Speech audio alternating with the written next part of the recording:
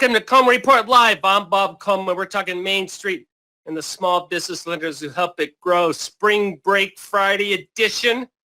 April already, Lance. Yeah, Bob, I'm at the Masters. Just teasing. Not really. Live from the Masters. Oh, look at that. That looks good, Lance. Very good. And Katie's Space Needle. We're rocking and rolling. We appreciate your support. Got a lot of news, a lot of interesting comments. We're going to hit them all. Number one, do you think PP funds will be exhausted before May 31st? You know, Bob, originally, I thought the answer was no. So did I. And I'm starting to believe that PPP funds will, in fact, I'm sure everybody's answered now, but I'm beginning to think we'll see PPP funds be exhausted by the 1st of May. Yeah, I mean, that's, I'm still, I mean, I haven't crunched the numbers. I know, Katie, you're crunching the numbers. Katie, what's your guess? Yeah, I'm probably going to go with what Congress was saying a few weeks ago, that it's probably going to be, late April when we're really starting to see it get tight. I don't know if it's going to be completely gone until early May, but I think it's definitely going to get pretty tight here soon. Well, Bob, and it depends a lot on the hold codes, those PPP loans that are held up. And, we know there's a significant number. What are the size of those loans? That makes a huge difference. And, we don't know how much of the available money is being ate up by that. Yeah. Number two, have any of your borrowers attempted to access the new Shuttered Venue Operators Grant Program portal? Did I get the acronym right, Katie? Yeah, that's right. Oh, see, I'm confused. Gotta keep it. Yeah, it's a lot of acronyms right now, and I mean SBA is normally a lot of acronyms, but right now it's especially a lot. Oh, look at that. 20%, 1 in 5. Okay, good. Well, and I would be curious what their experience was. Of course, there's some news about that we're going to talk about, but I'd just be curious, those who did try, how'd it go? And here's one. This has come up, and we want to see what you think. Do you need a Form 159 if you pay referral fee for a PPP loan? We're talking about a referral fee from the lender to the broker, where the borrower doesn't pay any fee obviously to the lender.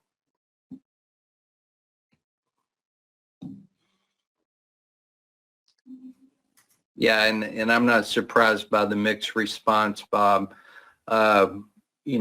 Technically, one absolute is if the borrower pays somebody to assist them in the PPP loan process, there absolutely has to be a 159 completed. There's kind of a mixed thought on a 159 if the bank pays a broker a fee for bringing a loan to them. I'm not 100% certain about whether it does have to be completed in that circumstance. I do know certainly if the borrower is paying anyone a fee for assistance with preparation of their PPP loan application, then yes, the 159 has to be completed. Normally, Bob, the 159s are completed when the borrower pays somebody a fee. Yeah. Lance, I believe you're correct. I went through it. The answer, best practice is people are getting that disclosure. Yeah. So that's it. But remember, the purpose of this form is to track what the borrower is paying to access those funds.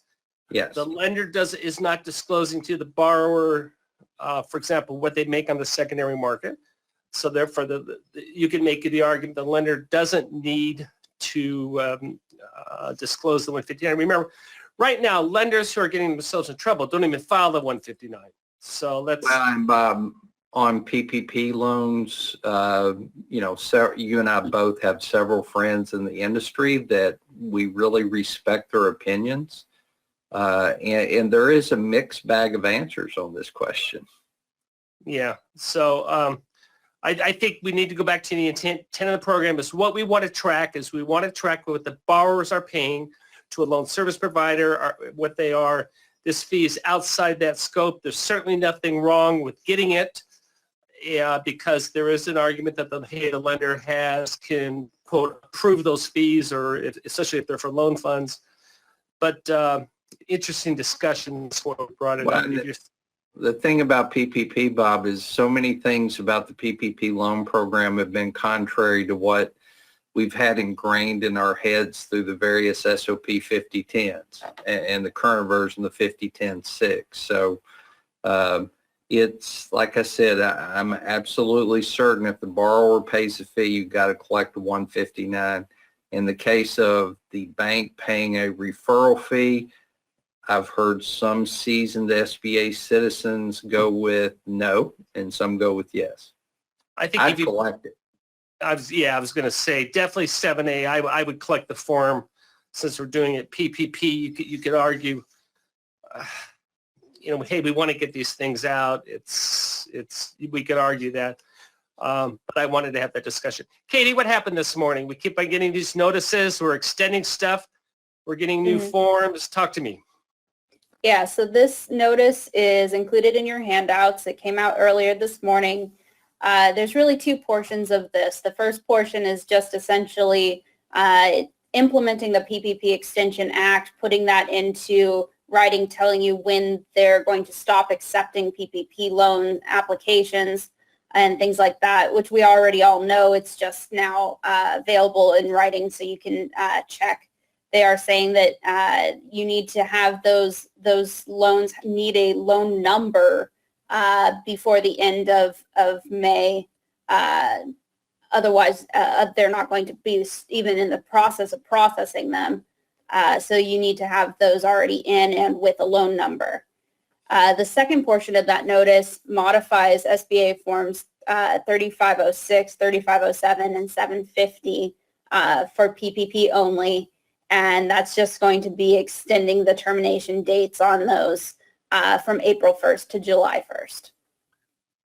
Lance, we've had a couple lenders tell us they've simply resubmitted, if there's a hold code issue, they've resubmitted it and they've gotten a number. But I wanted to clarify, if you have a submission with a hold code, you are in the queue, correct, Lance?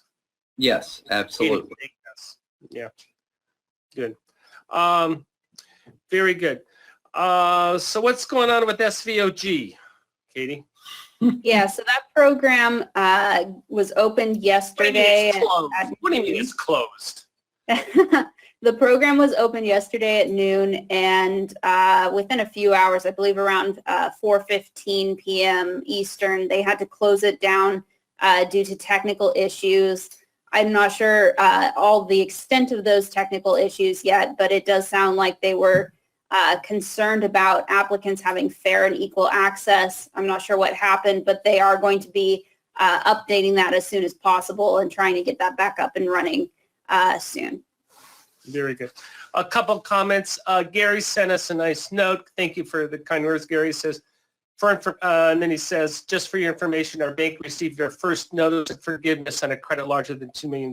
So that was very good. Yeah, so congratulations. Our friend Mary said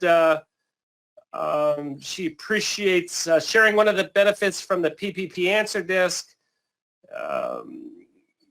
Is unfortunately one of the, they had a business owner who passed away. They thought they couldn't apply for a PPP, but it turned out there's a way and they're working on it. So thank you for letting us know, Mary. And, and Mary's comment something to certainly think about. The applicant for a PPP loan is not the person in most cases. Where there's an entity, it's the business entity. And if it's an LLC, S Corp, C Corp, partnership, entity with a taxpayer identification number, if a guarantor does, it can still apply for a second draw loan. Lance, and I know you've been active on the boards. You love answering those questions, don't you? I do, Bob. In fact, I get tickled. I get an email when somebody posts something new, and I'll immediately take a couple of minutes out of my day and go and reply to whatever they ask. So, well, thank you. Can SVOG be used for hotels if they were closed for a period of time? No. We have two people shaking their heads. Sorry, Raman. Well, in that particular case, Bob, as Katie shared with us a little while back, there were a lot of venues that I thought, like a wedding event venue, that I thought might be eligible, but is not. Well, what about a hotel with an auditorium? That's another question, Bob, because there are hotels with convention centers, but I think most of the hotels that have convention centers that I'm aware of are probably too large, maybe too large. Yeah. Normally they're corporate, like Hilton hotels. Long and short of it is, I think you might be able to make a play for it, but SBA was pretty specific in who could get SVOG. And Katie, if you can, not today, but for next week, if you can find that slide where we go over who's eligible, that'd be good to go over again. Yeah, I think the biggest reason why the hotel probably wouldn't be eligible is generally, I mean, they're saying maybe for like dinner show that might be allowed, but otherwise it generally needs the seats to be permanent seats, and you need permanent programming that's going on regularly in those places, or at the very least seasonal programming. So I don't know if that's really a venue in their definition. Well, and as an example, Bob, a majority of movie theaters, which I thought movie theaters would be eligible, but a majority of movie theaters, there are some circumstances where they might squeeze in, but I would say 95% of movie theaters are not eligible. And why is that? Yeah, I forget. There was some wording, and that's why I was asking Katie if we can find that slide. Let's bring it back next Monday and talk about it, because there were a lot of businesses that I thought would be eligible for the shuttered venue grant that, when we got the eligibility list, it talked more about what was not eligible than what actually was eligible. Can you get a shuttered venue grant and a PPP loan? The answer is yes. Very good. Let's see. Christian says, we gave you the news from Bulgaria. It says we have some forgiveness requests that were submitted through the portal in November of 2020, which is now 5 months ago, and they're still showing as pending validation. So the good news is they're not lost. No. And I'm hopeful, Bob, that is an over $2 million PPP loan. I hope we're not seeing $50,000 PPP loans stuck in the portal for 5 months. Let's say you have a $125,000 loan stuck in the portal for 5 months. What does Lance Sexton do? I'm going to call a friend, but Call a friend.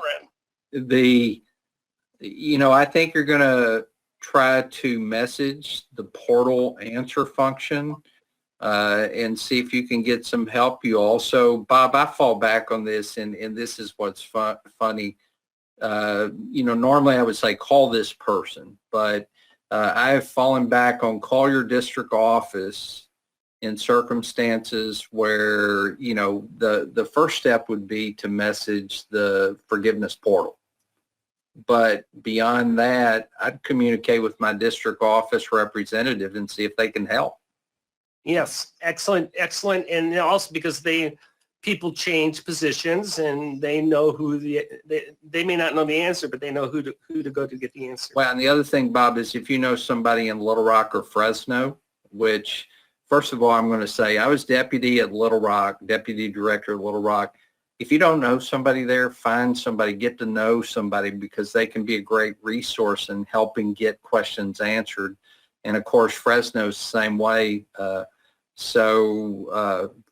District office, one of the servicing centers, if you know somebody, call and see what they can do to help you.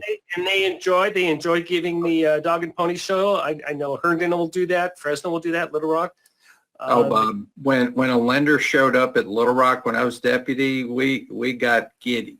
We were so excited to see the lenders that we work with that we'd certainly take them around. And and show them all the functions of the office. And I'm sure they're still the same way. Yeah, same with Citrus Heights. When things loosen up a little bit, put that on your calendar, do that. We had an event for several years where we got together with Fresno. I know the NADCO did it for a while for Citrus Heights and 504 processing. We did one in Herndon. I know Nagel did some. So hopefully some of those could take advantage of those, or just call them up and they'll, like as Lance said, they love to show off what they do. They love to talk to real people. Yes. Well, that's a fun thing about working from home, Bob. SBA was prepared for the pandemic because I started working on the telework program back in 2010 at SBA. So there are many SBA employees that have worked from home for a long time. And when they do get an opportunity to meet a participant lender, they get pretty excited about it. So Katie wrote about this morning about this owner of Flash Tax Service, which already that concerns me with the name. And what did Mr. Isba do here? What was he? He was getting fees, which he was not supposed to do. And tell us about the story. Yeah, so the concern here is you've got a tax service person who's saying that he's going to prepare PPP and EIDL loans for his customers. And not only was he doing that for a fee, we're not sure the exact amount. It sounds like they maybe changed it up a couple times. It was a few $100s to start off. He would fill out the forms. Then he would go on the side and prepare fake tax documents so that his customers would receive the largest PPP or EIDL loan they could possibly get. Once he did that, he would go ahead and submit those loan applications. And if they got accepted, he would then ask for an additional fee of about $1,000 on top of that. But with this scheme, he did this for about a few hundred loans. About $1 million, maybe a little more than that, was dispersed. Luckily, they did catch this early on.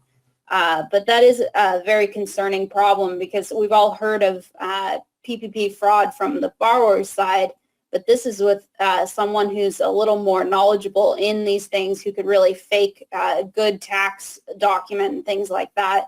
That's a very concerning situation. So what do we do, Lance? We get our 4506. IRS says, yeah, this is what he submitted to us. Well, you didn't have to get a 4506T or transcripts on PPP loans. You know, it would be fairly easy for somebody to dummy up tax returns and submit an application. And of course, that's probably a big source of the fraud that occurred. The other thing is, you know, the PPP regs are pretty clear. The borrower's not supposed to pay a fee. The only fees that can be paid on a PPP loan is the participant bank paying someone. And in this case, it looks like he was collecting fees from the borrower. But Bob, $1,000 for going to jail? I hope he did it. You know, I don't think the penalty's worth what he got. Well, no, he did. He got a couple $100,000 at a minimum, Lance. Yeah, because this is for each person he did it for. So that's probably, I mean, if he did it for 100 people. Ruins his career. But the PPP application process didn't, you know, we didn't have to get 4506Ts and transcripts. So, you know, we relied on the borrower's certification, the borrower's documentation.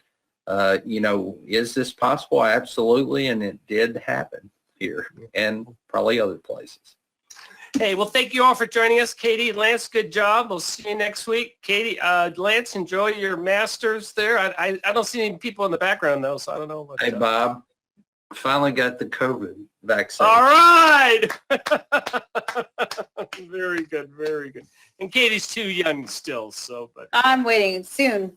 A couple weeks. Couple weeks. All right, good for you. Hey, thank you all for joining us today for Coleman Report Live and supporting America's Main Street, one entrepreneur at a time. Have a great weekend.